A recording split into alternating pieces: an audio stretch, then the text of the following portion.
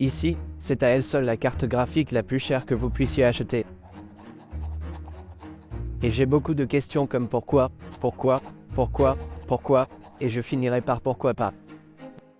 Voyons ce que propose cet Asus ROG Matrix Platinum et pourquoi est-il si cher. Vous recherchez un moyen peu coûteux d'obtenir une licence pour vos fenêtres? Découvrez AKES via les liens dans la description de la vidéo. Assurez-vous d'utiliser le code TN20 pour obtenir 25% de réduction. Utilisez votre mode de paiement préféré, notamment PayPal ou une carte bancaire. Accédez à vos commandes et copiez la clé. Collez la licence dans les paramètres d'activation et vous avez terminé. Cette licence est pour Windows 10, mais vous pouvez la mettre à niveau vers Windows 11 gratuitement ou acheter la clé Windows 11 Pro à la place. Il propose également une licence Microsoft Office 19. Utilisez le même code TN20 pour obtenir 25% de réduction. Consultez akes.com dans la description de la vidéo ci-dessous. Maintenant, avant de commencer à écrire vos commentaires en colère, je sais qu'il existe des cartes Quadro et des cartes serveurs Nvidia qui sont beaucoup plus chères, mais quand il s'agit de RTX 1490, c'est le haut du pack. Oh ma parole. Oh, cela pourrait bien prendre le titre GPU le plus beau. Ouah. Regardez comme c'est épais. Regardez l'épaisseur de ceci, c'est comme un rat d'Arctique. Radiateur de 38 mm d'épaisseur. Ensuite, nous avons ici des ventilateurs ROG à l'avant qui, de manière intéressante, sont montés à l'arrière ici. Ils passent donc par les tubes jusqu'au bloc GPU. Il s'agit donc d'un radiateur de 360 mm d'épaisseur. C'est un AIO. Donc refroidisseur de liquide tout en un qui va directement à cette matrice. Comme toujours, Asus a dû prendre quelque chose et le rendre meilleur que Gigabyte MSI. Et je pense que ce sont ceux qui fournissent des cartes RTX 1490 à refroidissement liquide. C'est assez lourd. Tout cela ressemble à un boîtier métallique, très solide. Il y a un double interrupteur bio là-bas, mode performance et mode silencieux. Nous allons garder cela en mode performance. Nous y avons notre connecteur haute puissance 12 volts. C'est l'arrière du GPU. Si vous l'insérez simplement là ou à l'avant du GPU, si vous le gardez en position verticale. Et c'est à peu près tout. Donc ce que nous allons faire maintenant, c'est tester cette carte. Ce que je veux savoir, c'est quelle est la qualité de cette carte. Ce qui est exactement différent par rapport à cette carte ou à une autre 1490 refroidie par air par exemple. Comme vous le savez peut-être, ces glacières des années 1490 sont déjà très bonnes. Or, qu'est-ce que cette carte offre de plus que les autres? Commençons les tests. J'ai donc maintenant mis cette matrice RTX 1490 à l'épreuve, je l'ai testée pour les créateurs. Il est temps de jeter un œil à certains points de référence et de déterminer si cela en vaut vraiment la peine. Maintenant, afin de comparer cela avec notre carte graphique, j'ai sorti la version Asus RTX 1490 TUF. C'est donc la voiture refroidie par air qui est un peu moins chère que celle-ci, mais 1490 exactement les mêmes spécifications. Alors jetons un coup d'œil. Premièrement, dans Geekbench 6, nous venons de voir un benchmark général très synthétique pour les GPU. Quel est le meilleur? Comme vous pouvez le voir dans OpenCL, la matrice est environ 2,6% plus lente, ce qui est intéressant. Maintenant, dans les scores Vulkan, nous pouvons constater une augmentation d'environ 5,6%, mais encore une fois, nous nous posons toujours la question. Est-ce que cela vaut le prix? Passons à Photoshop, et je sais que personne ne construira vraiment un PC Photoshop avec ce type de spécification, mais jetons un coup d'œil. La matrice est en fait plus lente, environ 1,2% plus lente dans les scores globaux, jusqu'à 4,7% plus lente dans certains scores GPU. On dirait que les benchmarks ne sont pas aussi bons que nous le pensions. Passons maintenant au montage radio dans Premiere Pro. En regardant la matrice, nous pouvons maintenant voir que c'est plus rapide. Maintenant, gardez à l'esprit les benchmarks que j'ai exécutés. Nous les avons exécutés environ 5 à 7, 8 fois, puis nous avons trié certains des hors benchmarks. Certains d'entre eux sont très élevés ou très bas, puis regardez la moyenne de l'endroit où ils atterrissent. Et nous pouvons voir qu'en moyenne, la matrice est environ 1,65, 1,64% plus rapide. Maintenant, est-ce perceptible? Pas vraiment. Nous pouvons constater que certains effets GPU en standard sont 3,3% plus rapides. Alors maintenant, nous pouvons voir que oui, la matrice est plus rapide. Mais je dirais encore une fois que pour Premiere Pro, cela n'en vaut pas la peine. Passant à After Effects, les nouvelles sont très similaires.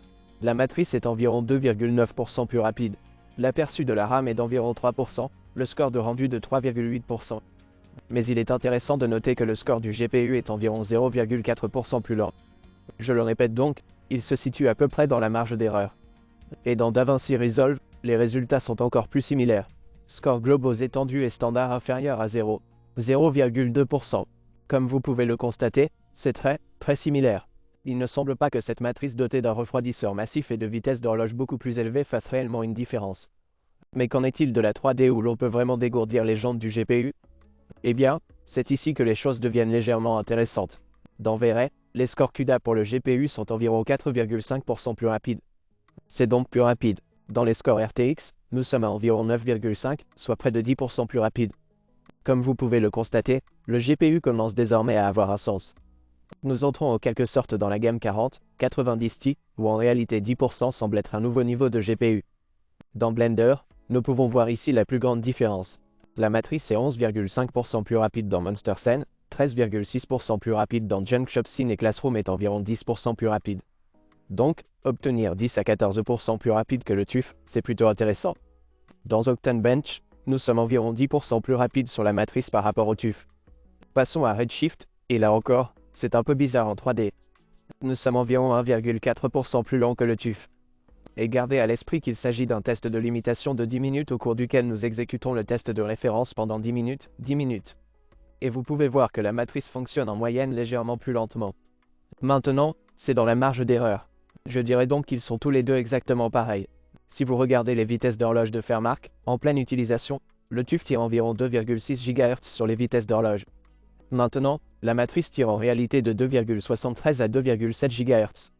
Donc, environ 150 ISH, 130 à 150 MHz de vitesse d'horloge élevée, ce qui en tant que créateur, nous voyons une petite différence dans la 3D, mais pas autant de différence dans les applications de retouche vidéo et photo que nous pourrions l'espérer. Ensuite, nous avons également les capacités d'overclocking de la matrice. Et comme vous pouvez le voir, nous pouvons accéder à MSI Afterburner et augmenter la limite de puissance à 120%. Et puis nous allons obtenir des vitesses d'horloge encore plus élevées, mais également une consommation d'énergie beaucoup plus élevée. Ainsi, à une limite de puissance de 120%, nous tirons en réalité 576 watts de la prise, ce qui est très proche des 600 watts que nous pouvons réellement fournir à partir de la prise de courant. Mais nous avons toujours plus de 75 watts provenant du slot PCA actuel. Nous avons donc suffisamment de puissance, mais la carte consomme environ 575 watts. C'est beaucoup, et vous pensez peut-être, oh mon Dieu, cela va vraiment mettre cette carte sous une charge massive et la carte va devenir très chaude. Parce que si vous pensez à 500 watts et plus sur un processeur, cela va être très chaud. Et bien pour ça, sur cette AIO, c'est tout à fait correct.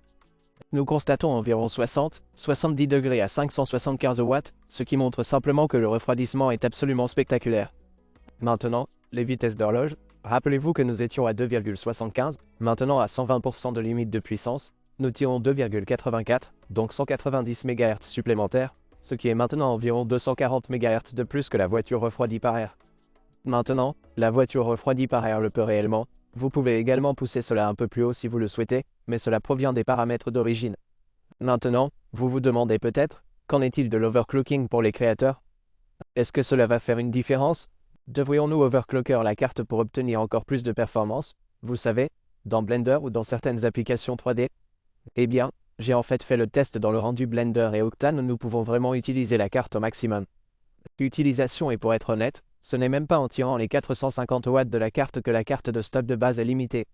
Et lors des tests, les tests se situent dans la marge d'erreur les uns des autres, qu'ils soient overclock accent aigu S ou non. Ainsi, avoir 20% de puissance supplémentaire n'apportera pas vraiment plus de performance au créateur. Je suis donc désolé de vous décevoir. Une dernière chose à considérer à propos de ce GPU est que ce GPU ne rentre pas dans tous les boîtiers PC.